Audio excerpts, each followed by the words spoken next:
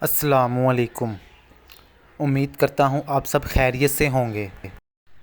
آج کی ویڈیو کو لاسٹ تک دیکھیے گا اور اس ویڈیو کو اپنے دوستوں تک ضرور شیئر کیجیے گا تاکہ وہ بھی اس ویڈیو سے فائدہ حاصل کر سکیں۔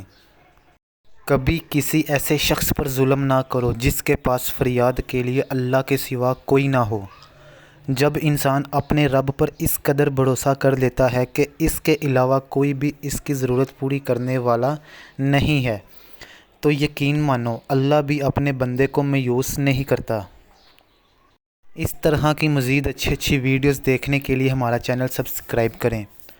کہتے ہیں کہ دشمنی جم کر کرو، لیکن یہ گنجائش باقی رکھو کہ جب تم آپس میں دوست بن جاؤ تو ایک دوسرے کے سامنے شرمندہ نہ ہونا پڑے۔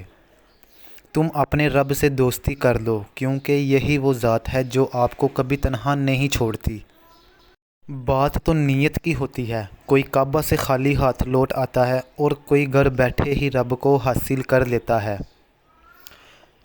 حضرت علی رضی اللہ تعالیٰ عنہ نے فرمایا، جب رزق میں کمی واقع ہونے لگے تو کثرت سے استغفار کیا کرو۔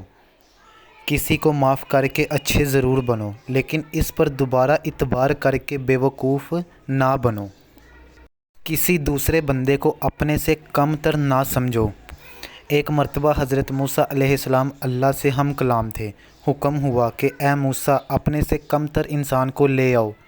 حضرت موسیٰ علیہ السلام نے سارا جہان چھان مارا لیکن کوئی نہ ملا، تو رات کو جب اللہ سے ہم کلام ہوئے تو اللہ نے فرمایا، اے موسیٰ اگر تم بکری کے بچے کو بھی لے آتے تو آپ کو نبوت سے محروم کر دیتے۔ اس لیے کسی کو بھی اپنے سے کم تر نہ سمجھو۔ ہر ایک انسان میں کوئی نہ کوئی خوبی اللہ پاک نے رکھی ہوئی ہے۔